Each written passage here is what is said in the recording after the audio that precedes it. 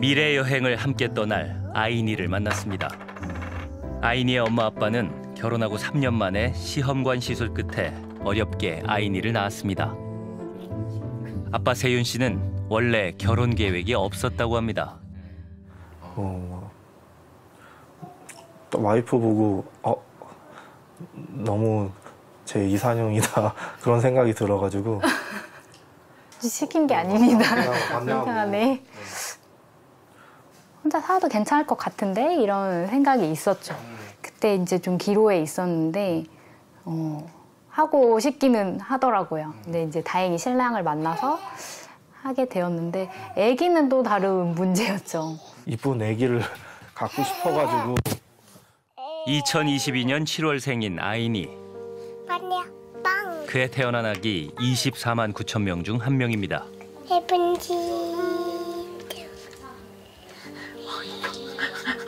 아이니가 태어나기 전부터 대한민국은 저출산 이슈로 떠들썩했습니다. 자연스럽게 아이의 미래도 걱정된다는 부부. 저희가 다 늙은 고연령층이 대부분이고 젊은 사람들은 되게 적을 거 아니에요. 그래서 그 사람들이 그 우리나라 경제를 받쳐줄 수 있을까 그것도 걱정되기도 하고, 저 같은 경우는 해외 주식 같은 거 아이니 명의로 해가지고, 그러니까 나스닥 유명한 회사들 조금씩 사들여가지고 미래 준비를 지금부터라도 해주는 게 낫다고 생각을 해서 조금씩 해주고 있습니다. 왜 한국 주식은 안 하고?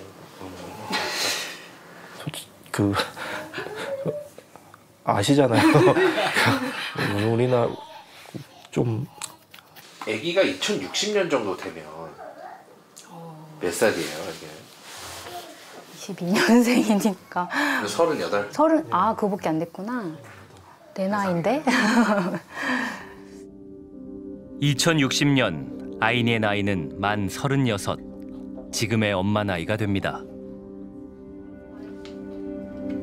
그때도 지금처럼 초저출산과 초고령화 현상이 유지된다면 2060년에 대한민국에서 사는 아이니의 삶은 어떤 모습일까요? 통계청 추정 2060년 대한민국의 총 인구는 약 4,200만 명. 엄마의 예상대로 혼자 사는 아이니. 빈집을 감시하는 드론의 경고음으로 하루를 시작할지도 모릅니다. 서울시 아파트의 5%는 매수자가 없어 방치됩니다. 거리에는 고령자와 휴머노이드 로봇만 보일 뿐. 기후위기로 인한 자연재해와 감염병의 위협이 빈번해졌지만 재난 대응 인력은 언제나 부족하고 출동대원도 피해자도 고령자입니다. 생산 연령 인구가 급감한 나라에서 부족한 일손을 채우는 건 휴머노이드 로봇입니다. 뉴스에선 언제나 혈액 부족을 호소합니다. 고령층 수요자는 넘쳐나는데 헌혈을 할 청년층은 없습니다. 인구가 적으니 출근길도 한적합니다. 텅 빈 플랫폼, 지옥철은 옛말이 됐습니다. 대중교통 운행이 47% 감소했고 운행하지 않는 지역도 늘어났습니다. 학령기 아이들이 없으니 문화시설이 줄고 도시가 삭막해집니다. 아기의 탄생은 온 국민이 축하해야 하는 소식. 지역 내 출산을 알리는 서비스가 등장했습니다. 2060년은 오늘의 선택이 낳은 결과입니다. 엄마들을 만났습니다.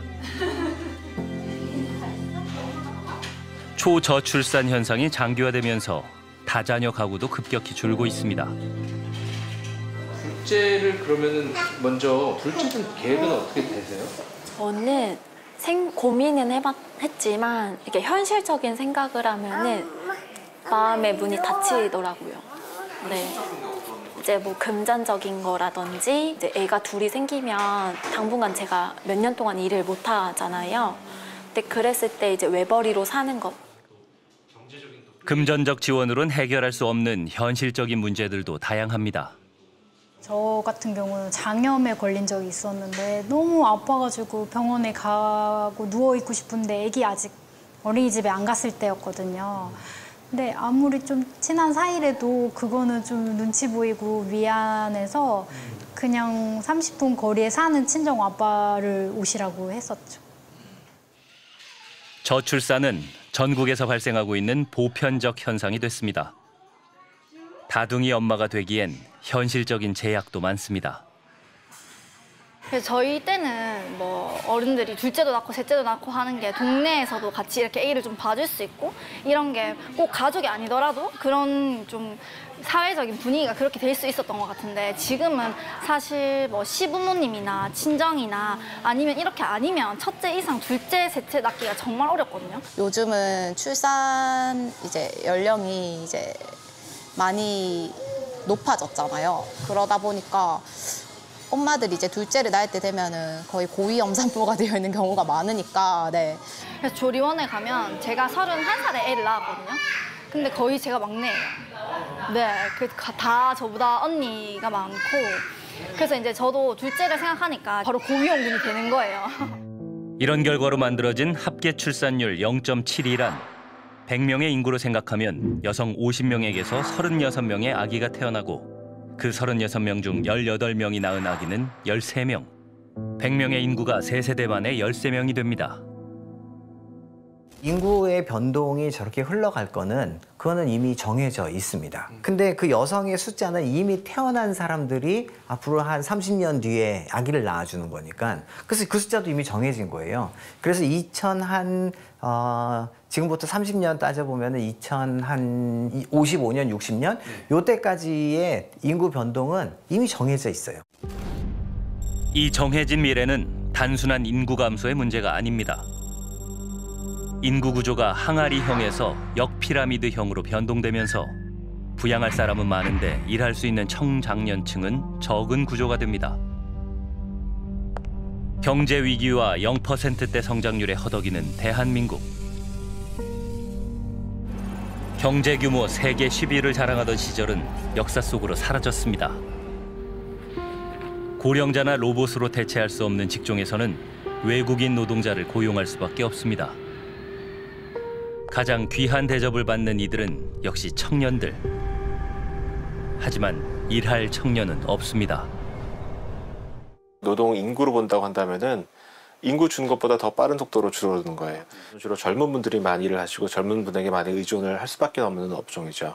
근데 그런 곳이 굉장히 타격을 많이 받게 되고 전반적으로 노동시장이 활력이 떨어질 수밖에 없어요. 그러니까 젊은 분들이 노동시장의 기능을 제일 잘 살려주는 분들이기 때문에 그래서 한국 사회가 지금보다는 훨씬 살기가 어렵고 팍팍해질 거라는 그런 사실은 누구나 짐작을 할 수 있는 것 같아요.